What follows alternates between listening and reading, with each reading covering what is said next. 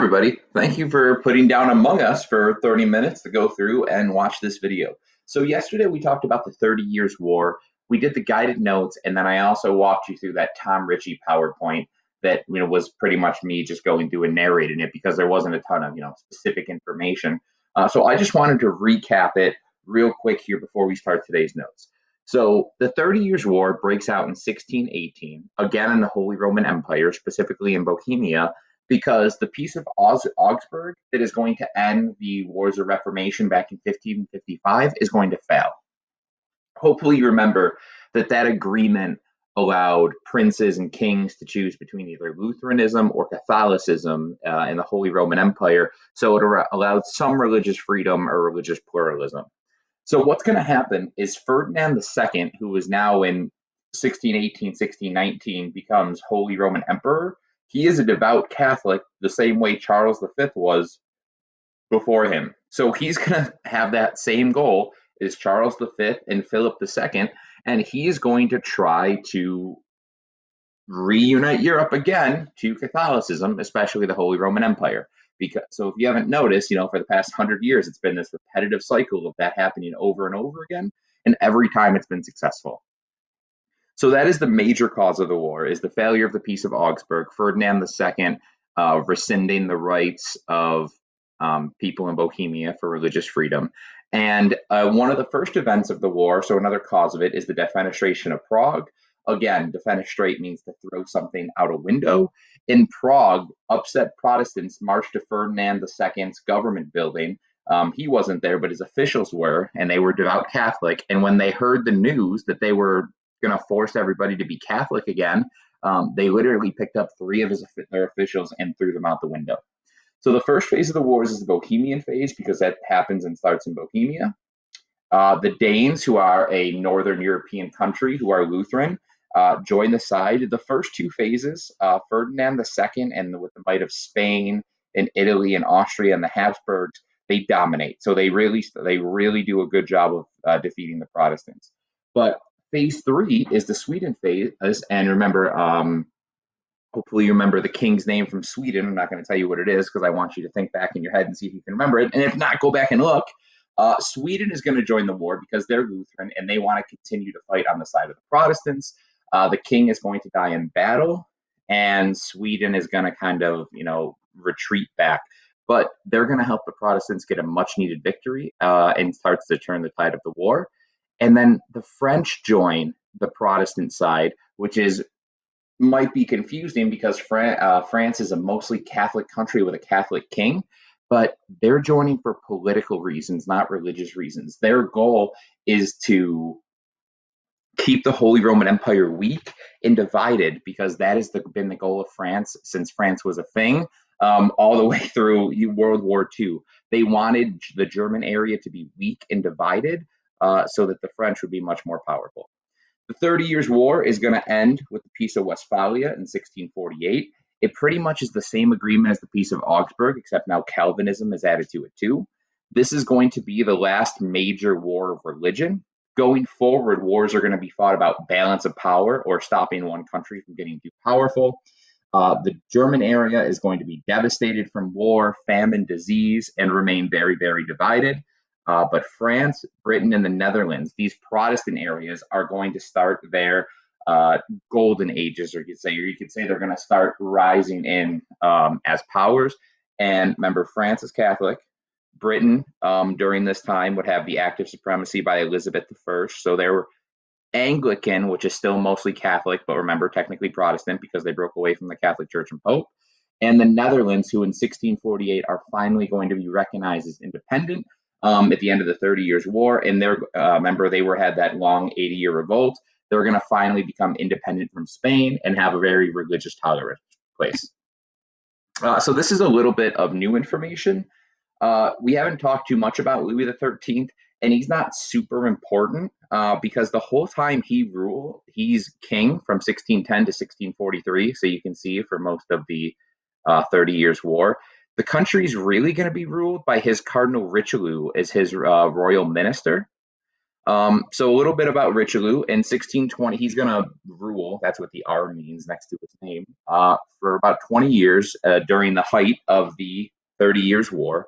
He is going to be the helper to the king, but really he's the one making a lot of the decisions. That is going to attack the power of nobles and reduce the Huguenots, who remember were the French Protestants. He's going to raise taxes to help for the 30 Years' War. Very harsh policies, but are going to help the nation. You know, the more money a nation has, the better. And the most important thing to remember is during the 30 Years' War, he's going to ally with German Protestants to check Habsburg power, to keep Germany separate, to keep it divided. So, see, the interesting thing about Richelieu is that in his own country, he's attacking Huguenots and Protestants and Calvinists.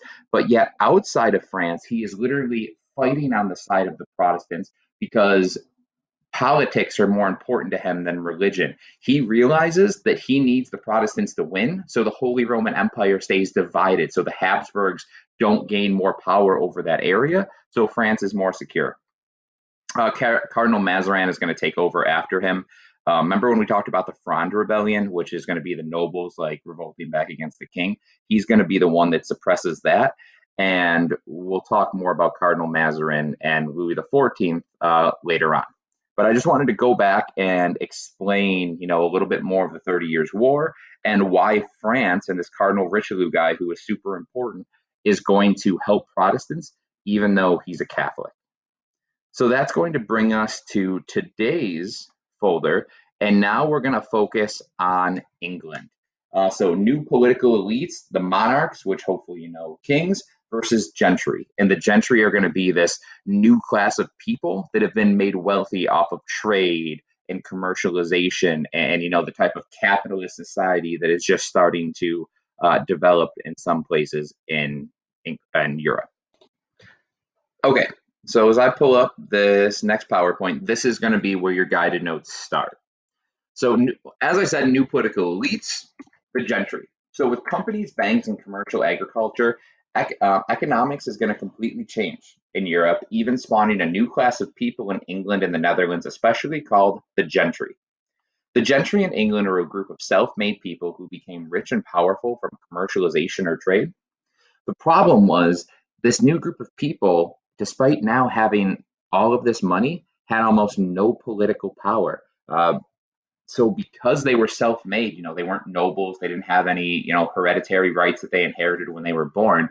But the more money someone has, usually the more influence they want to have. So this new group of people is going to fight now that they have a ton of money for more political power, or say in the government.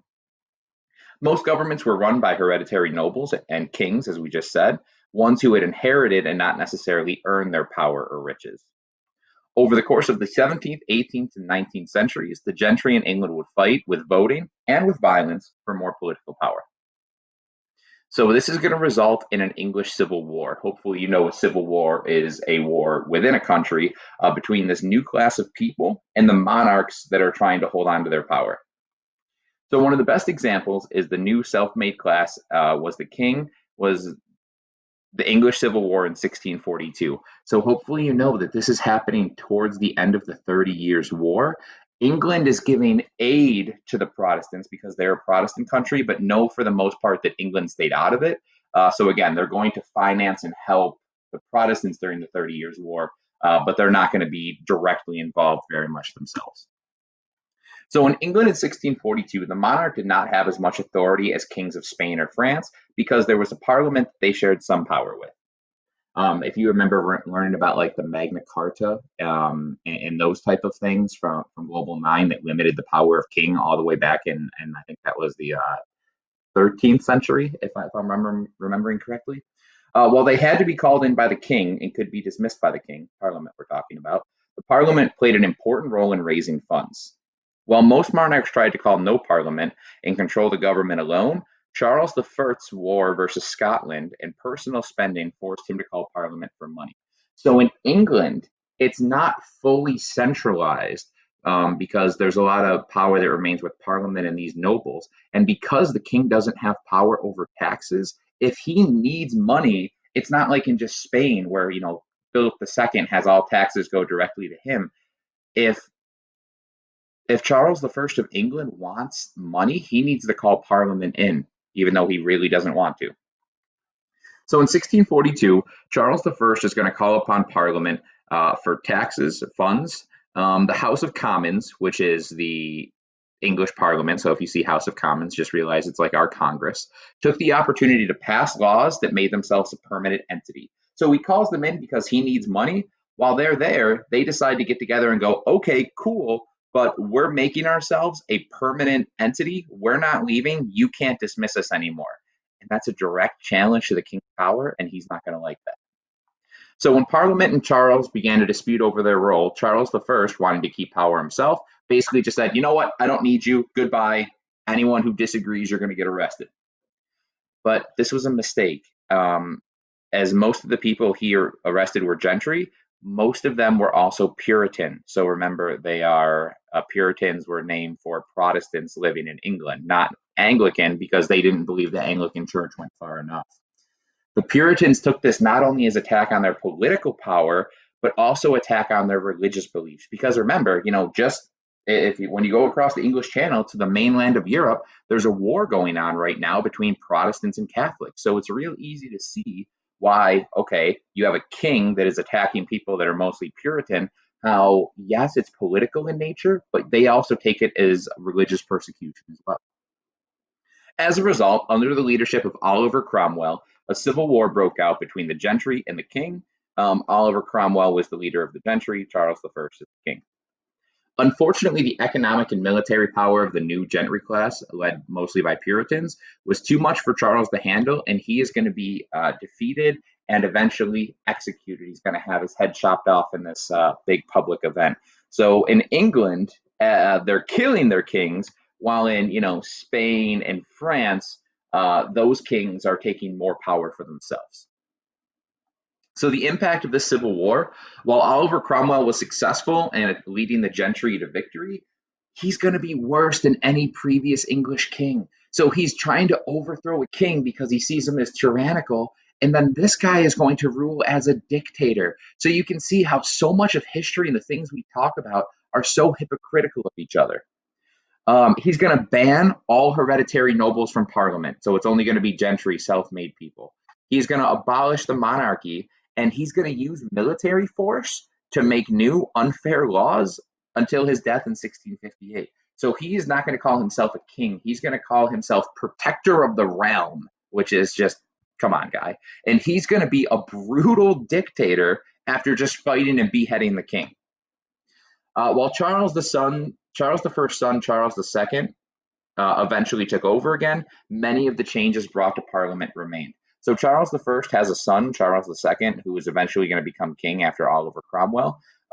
Basically, England is going to invite him back after Oliver Cromwell dies to take back over, but Parliament is still going to have a lot of power. A lot of the changes made are still going to be in place.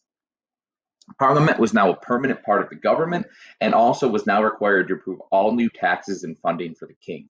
So you can see a major difference, hopefully, in England. England is going to be controlled by a parliament and a king.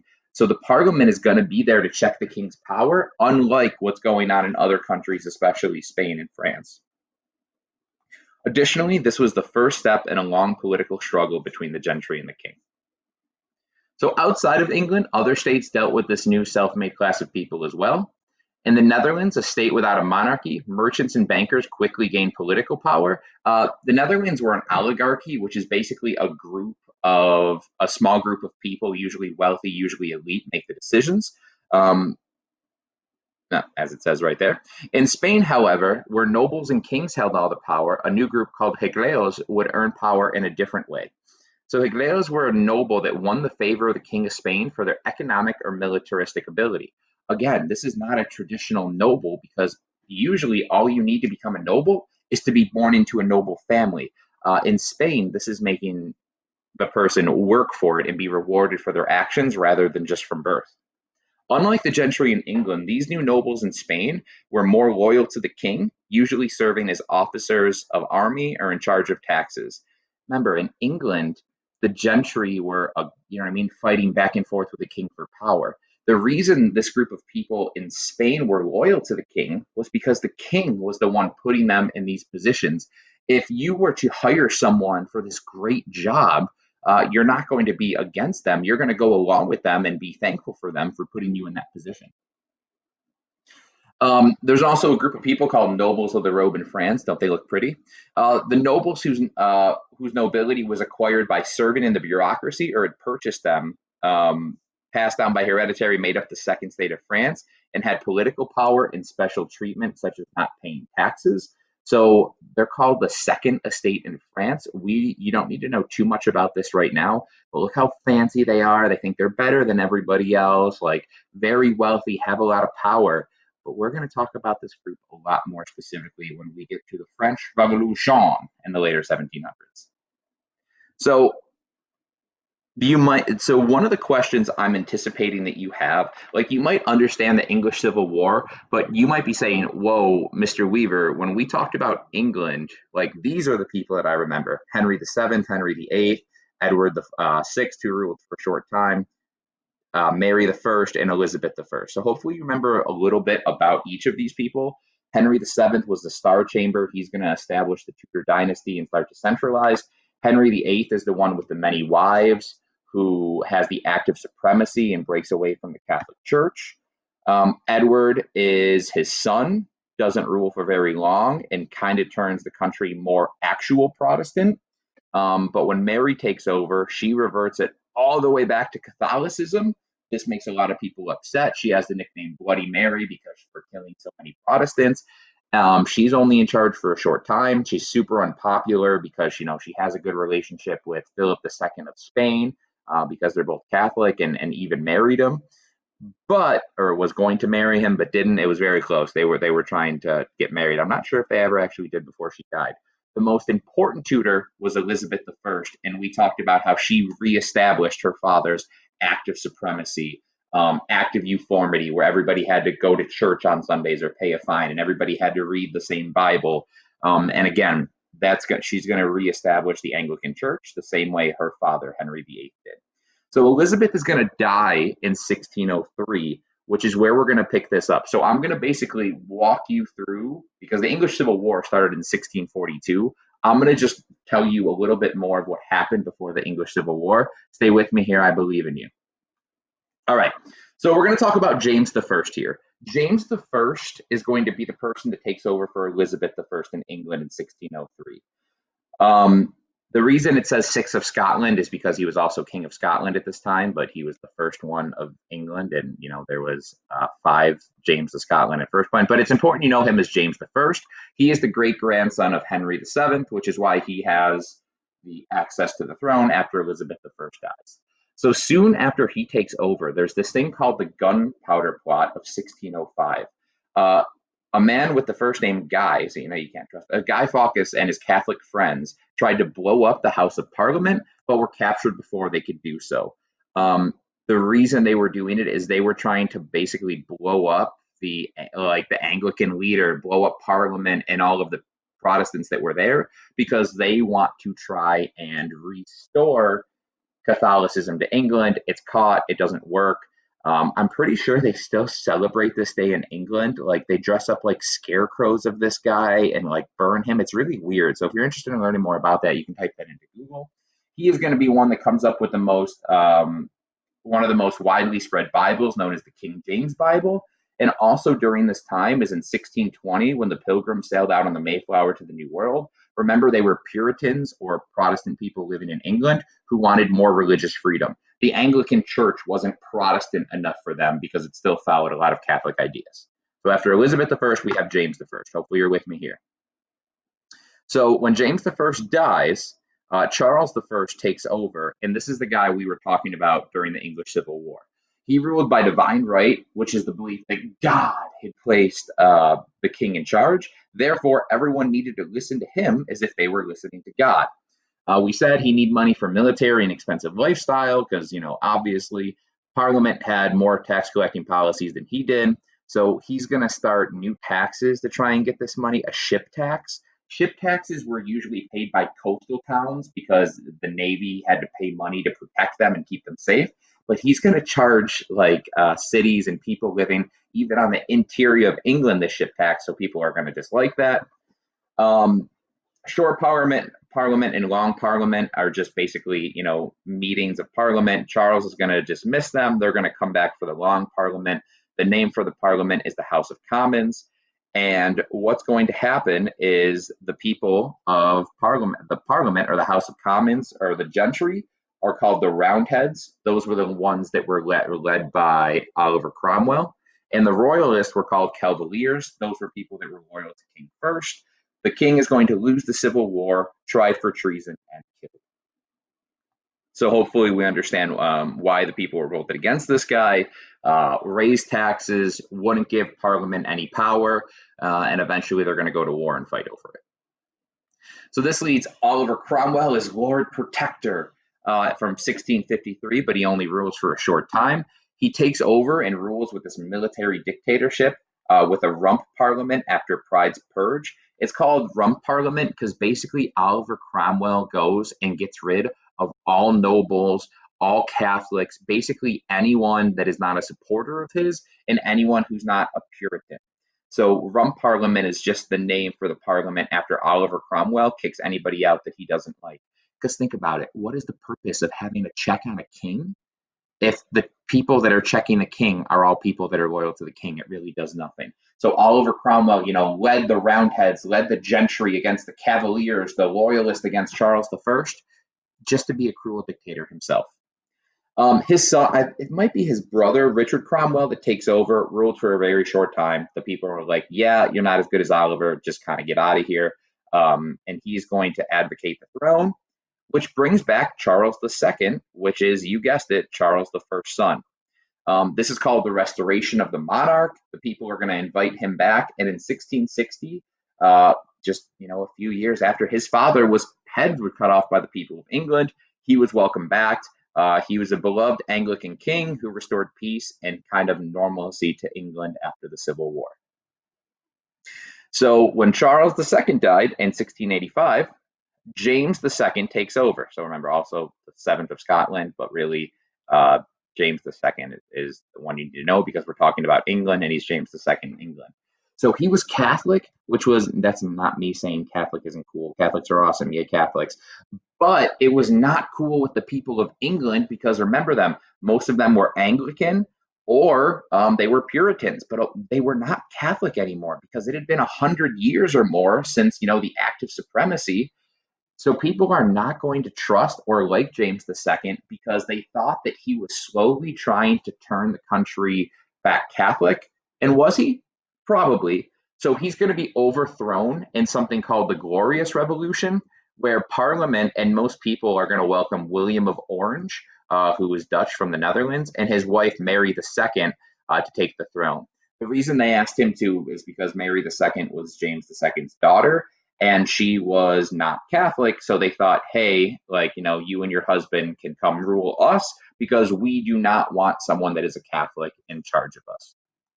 So this went a little bit further than the English Civil War, and we are going to talk about the restoration of the monarch and the Glorious Revolution more in detail later. But I just wanted to put that entire story of England from 1603 to the late 1600s there. Hopefully this helped put the English Civil War into context. Hopefully you're good with the 30 Years' War. Remember your chapter questions. Use this weekend to study, maybe go through and watch the video again because I'm sure you're not sick of hearing my voice yet. Message me if you have any questions on this stuff or I said something and you're like, oh, Mr. Weaver, that doesn't quite make sense. And I will see you next week. And we are very, very close to finishing period 1. Take care, y'all.